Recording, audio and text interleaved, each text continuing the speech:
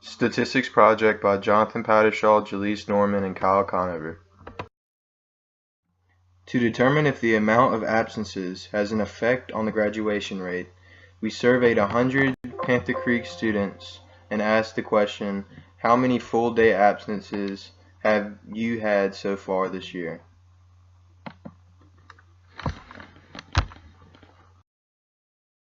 To obtain our data, we each split up and asked at least 30 seniors at Smart Lunch the amount of absences they have accumulated throughout the year.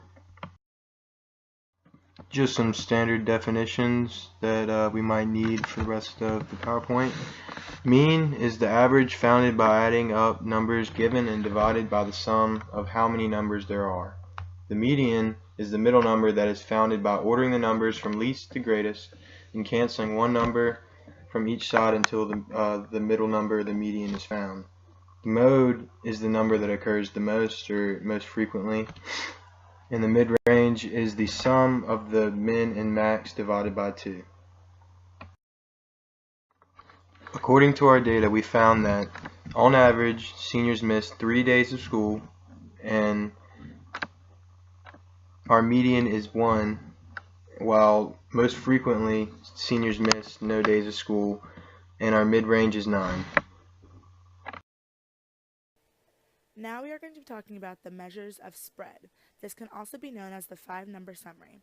This gives you ranges of your data and is most useful when creating a box and whisker plot.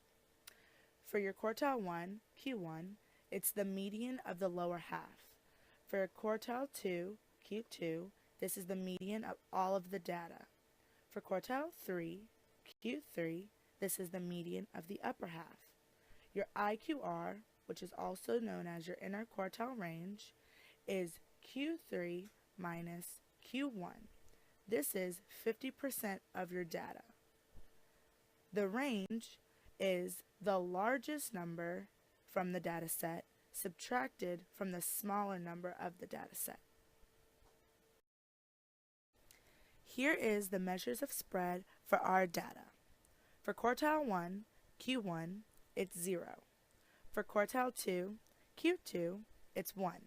And for quartile 3, Q3, it's 5. The IQR, inner quartile range, is 5, and the range is 18. Here we have the standard deviation and variance for our data. Variance is the average squared deviation from the mean set of data. In order to find the variance, you need to first find the mean, which we found previously. Second, subtract the mean from each value. Third, square each deviation. Fourth, find the sum of squares. And fifth, divide total by the number of items. Now to find standard deviation, you'll be using this formula provided. Sigma, in parentheses, x minus the mean, close parentheses, squared, all over, n minus 1, all under a square root. For our data, the standard deviation was 4.11 and the variance was 16.89.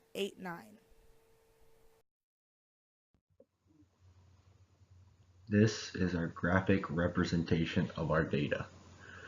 On the x-axis, we have the range of absences, or in other words, how many absences the average person has. And on the y-axis, we have the amount of people that had the amount of absences.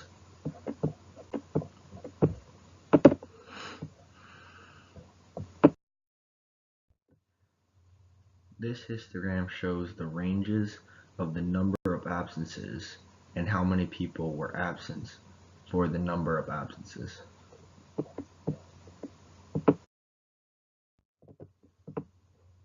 This is our normal distribution graph.